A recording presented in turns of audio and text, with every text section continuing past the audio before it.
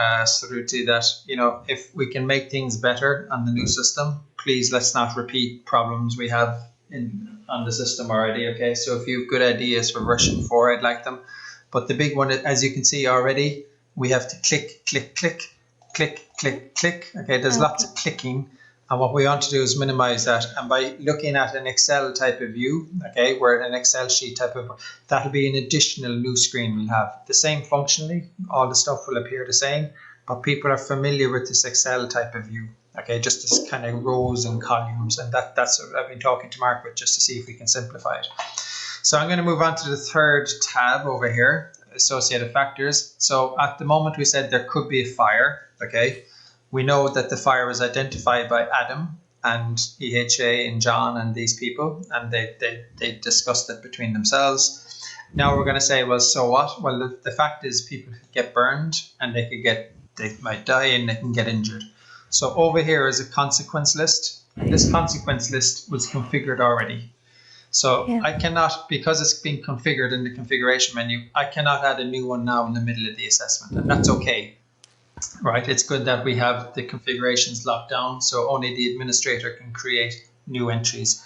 Otherwise, people will have burns, burning, and they'll have the same thing in 3 or 4 times. So it's better that that list is controlled.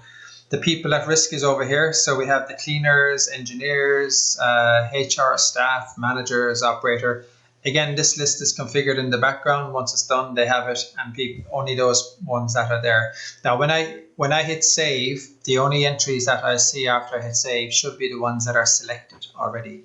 Okay, so even though there's like 10 or 15 of these ones, if I only select 3, when I save, I only want to see those 3. The other thing is, on the first tab already, I said that sometimes it's not good enough to say that it was an engineer exposed or HR staff. Sometimes we want to name the person. This is how we do it. We come in here and we can name the person. The disadvantage of this approach inside here, okay, is that you can only name one.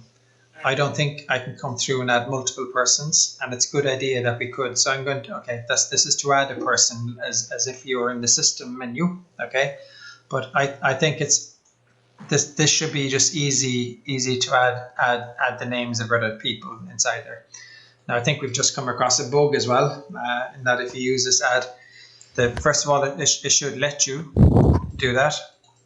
It should close out, but I'm thinking, as I said, the idea here is that it just lets you specify a person. Okay, here's the trick when you come into problems like this, when you're doing an assessment, okay, the trick that you do is you come back up here, you hit return, and it takes you back out to the main menu. Okay, so it's unfortunate. So let me come back into safety risk assessment. Okay, we're on the third tab. I'm trying to identify who's at risk. There's one tab over here, Andrea. It's called unsaved assessments. Okay, what unsaved assessments does is the MAI is saving a risk assessment every 3 minutes. I think it's every 3 minutes anyway. It's about that. Okay, so the idea is the maximum data loss we have when you're entering information into the risk assessment or the accident or the audit. It doesn't work for non-conformance corrective action, but we have a thing called temporary save. Okay, so it's doing a temporary save every 3 minutes, and then when I hit the save button, it does a full save. I can come in here though, I can see all the ones I've been working on, okay, and I can either open it up and continue, okay, or I can delete it. Now if I delete here from this unsaved assessment, it doesn't delete it from the system, it's just deleting it from my view. Okay, it doesn't get rid of it from the database. And here I can open it, which is what I want to do. I want to come back in and I want to continue working on it here. So it takes me back in. I have to just come back to the third tab where I was. Okay, and okay, the bit about engineers and cleaners didn't work there. So the temporary save, at least it had saved after I had added a consequence and before people at risk. So it did its job and it saved me a lot of time re-entering it. I'm hoping on version 4 that we don't even need temporary save. I'm hoping a bit like the contractor module, when you save information, it's there. And when, you know what I mean, it's like real-time saving. I think this temporary save thing, it takes up a lot of resources. I think it takes space. And in the year 2015, I don't think we need temporary saving. But you can see there, it serves a purpose, but there must be a better way of doing it. Okay. So over here, I've identified the people at risk. And I mentioned a while ago that if we wanted to add in more people, you tick this box and you can do it. I think this person affected should be over here underneath this people at risk, where you can come in and nominate other people separately. It doesn't make sense to have it on the first tab. It's in the wrong place. Okay, just there. So we've gone through what is the hazard, okay, which is good. You can see here the system is temporary saved at 1441. I think in about 1444 that'll say temporary saved again. What happens now, I still don't have a number for my risk assessment over here. If I hit save, okay, it's going to say, okay, reason for change. The first time it should be new. I shouldn't even have to say it. That's if we're continuing to use this approach of reason for change. I didn't hit save and close, okay? And in the video last week, I explained to the guys as well that on this development folder, which I will give you a link to, for coding standards, we have a toolbar. We have a fairly standard toolbar in MAI, okay, and all of those. And we'd like to try keep it the same. Now, we're willing to change it, and I don't know in version 4 what type of control bar they use, but we should have buttons like this with that type of functionality, okay? I don't care what way they look, as long as we use the same menu and they do the same thing and it's consistent across the system. So I hit save. You can see the risk assessment now says record saved. In 3 minutes it says temporary save again, but the risk assessment has now got a number. That number is 1443, and that 1443 was the next available number on the database. Okay, so there's already 1442 risk assessments done, or that many spaces taken up. So this is the next available one. Rev 1, Rev 2, Rev 3, what we're trying to do at the moment, every time you do a full save, that Rev number will just go up 1. It's slightly different to the real purpose, which is in the real purpose, people want to go through and they want to say, okay, I want to have a risk assessment, and okay, this is Rev 1 as we go through like that, and Rev 2, Rev 3.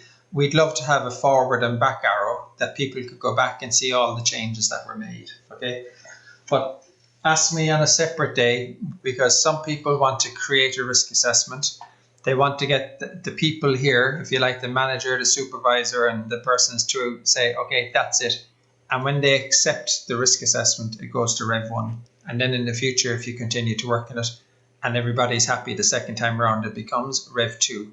We had functionality before in version 2.7 of the system, where we had this thing called workflow. And occasionally when you create a risk assessment, you see a thing down here called workflow. And what that meant was people could review a risk assessment, and if they were happy with it, then they accepted it, or they kind of, let's just say they issued it on the system, and the risk assessment became Rev 1. And then in the future, when they edited again, it became 1.1 until the next time they had 3 signatures here again, and it became version 2. So this, at the moment, what this is doing is just every time you hit save or full save, it's going up a revision, which isn't, it's okay, but somewhere in between, we should just come up with a system that we could go back, even with a back arrow and the forward arrow, we could take people back through the assessment and see what the changes were. But I think we don't need to do it for every single save. I think that's probably keeping too much information. We just need to have a history of when the risk assessment was first created in 12th of October 2015, and then maybe a change next year, 2016. There was another change, 2017. Just some simple way of doing it, and we need to just maybe put our thinking caps on for version 4 for that. I don't know the answer just yet, but it's just to give you an idea of why that button is there.